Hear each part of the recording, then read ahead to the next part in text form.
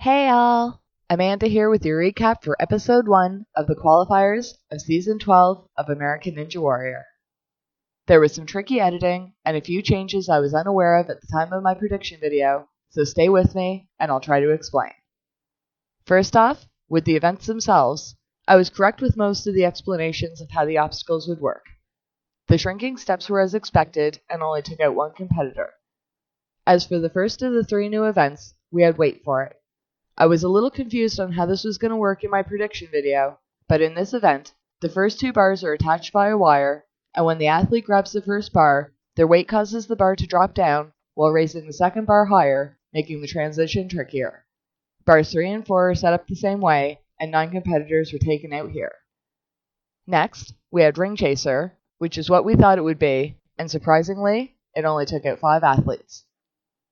The rib run looked a little different than what I thought, but it still had the same principle. It was the balance obstacle of the night, where competitors had to jump back and forth down steps on pendulums that swung out from under them as they ran. Balance obstacles have a way of tripping up the best of them, but rib run only took out 4 competitors. The return of slingshot did not make things easier for any of the competitors, taking out 10 ninjas in total.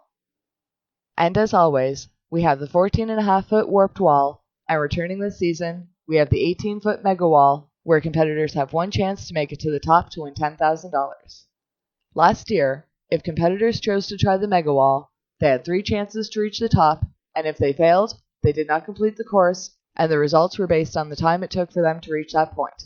They did not get a chance to change their mind at any point and try for the regular wall either. This year, competitors only have one chance to scale the mega wall, and if they fail, they only have one chance to get up the regular warped wall.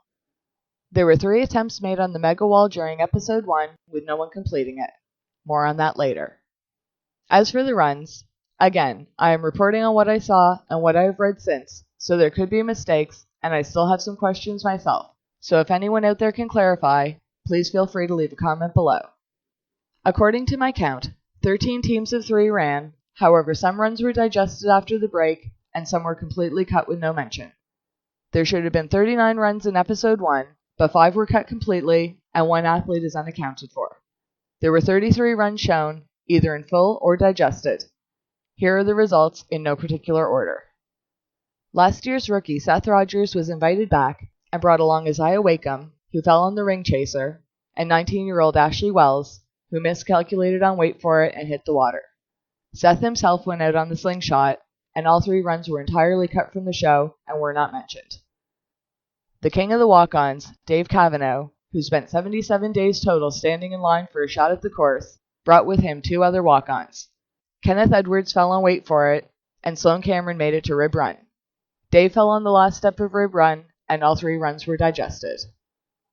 Anthony Erdley brought an all-New York team with him, including 4-time vet Michael Johnson, who missed a bar on slingshot, and Dylan Gomey, a cheerleader with an MBA from Harvard, who fell on Wait For It.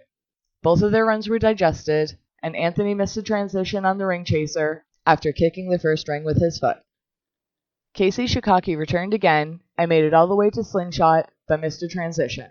He brought along Rusty Rivera and Nichelle Simon, both of whom fell on Wait For It. All 3 runs were digested. Sandy Zinnerman made history last year by becoming the first mom to scale the warped wall and hit a buzzer. She brought along 2 other mothers, including Sheila Williams, who fell on the shrinking steps and whose run was digested, as well as Tegan Rubel, who slid off the hook trying to gain momentum to make the transition on Ring Chaser. Sandy, however, was able to make it to slingshot, and her time was fast enough to advance her through to the semifinals. We also had the return of the giant, John Alexis Jr., who brought with him the Flying Freckle twins and rookies, Hunter and Nolan Hollingshead. Hunter went first and fell on the slingshot, and Nolan fell on Wait For It, and his run was digested. John also fell on the slingshot, but made it there fast enough to advance. His run was cut, and nothing was mentioned about it until the end, where we saw him on the leaderboard. Former Olympian Jonathan Horton returned, bringing with him 2 guests. Chelsea Mimmel, also a former Olympian, had her debut digested, where she fell on Wait For It. Jonathan's other guest was a tall red-headed woman who we saw on the sidelines, but we did not see her run, nor could I find her name or results.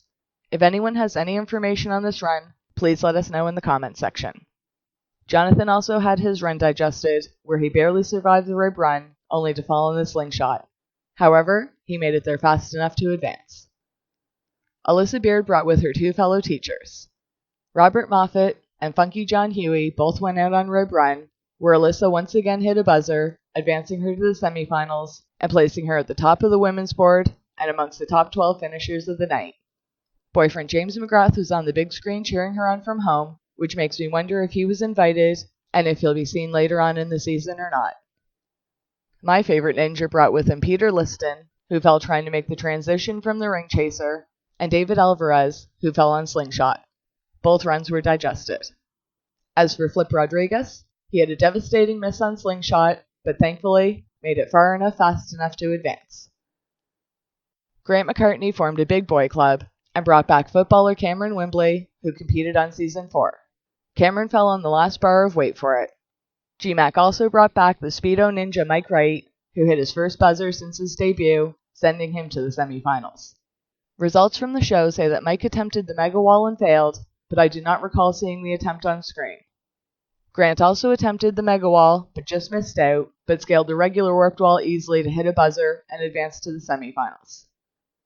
Tyler Gillette had the most impressive team so far, as Ryan Lashoff made it to the slingshot fast enough to advance, although his run was digested, and gnarly Nate Hansen may have been my favorite run of the night. Nate stopped growing at 12 years old due to a growth hormone deficiency, but at 5'2", he crushed the course and hit a buzzer to advance. Tyler himself also hit a buzzer to advance, but his run was digested. He is running for his cousin Bill, who is suffering from pancreatic cancer.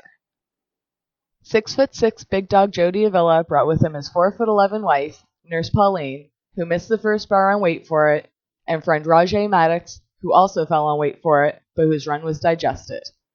Friend and former ninja Josh Shalinas was seen on the big screen cheering for Jody, which again makes me wonder if he was invited and will be seen later on in the season. Jody himself hit a buzzer to advance and also had the fastest time of the night. Well, kinda. What we saw in the show was that Jody and Tyler had the 2 fastest times of the night and would therefore be facing each other in the Power Tower for a chance to not only skip to the semifinals, but to also take along the other 2 members of their team. In reality, Jody had the 2nd fastest time of the night. Enter the 13th team. At the start of taping, last year's winner and former American Ninja Warrior superstar Drew Dreschel was invited to take part in the season and was allowed to bring 2 friends. Drew picked 2 of his former gym employees, Tyler Johnson, who fell on the slingshot but made it there fast enough to advance, and former ninja Julius Ferguson, who attempted the mega wall but failed, but did hit his first buzzer ever. Both runs were digested, but they both advanced on their own merit. As for Drew, rumor has it that he was the one that took the fastest time of the night, and that Jody had beaten Drew in the Power Tower, which was not shown, advancing Pauline Avila and Rajay Maddox to the finals. A male athlete had technically gotten to the slingshot faster than Tyler Johnson, but had placed 13th due to Drew's involvement. The show bumped Tyler's name to the top 12 to avoid the discrepancy. The Power Tower should be shown at the end of the next 3 qualifying episodes. It also looks like new obstacles will be run each qualifier as well, and I'll have a sneak peek for you all very soon in my next prediction video. So, that was a lot to get through, and we're only on episode 1. But like I always say, anything can happen on American Ninja Warrior, so you don't want to miss a second. Watch American Ninja Warrior on NBC Monday nights, check your local listings for times, and stay tuned right here for more predictions and recaps, and please feel free to leave your thoughts and comments below. This is a show about community, and all are welcome to join. So until next time, enjoy the show!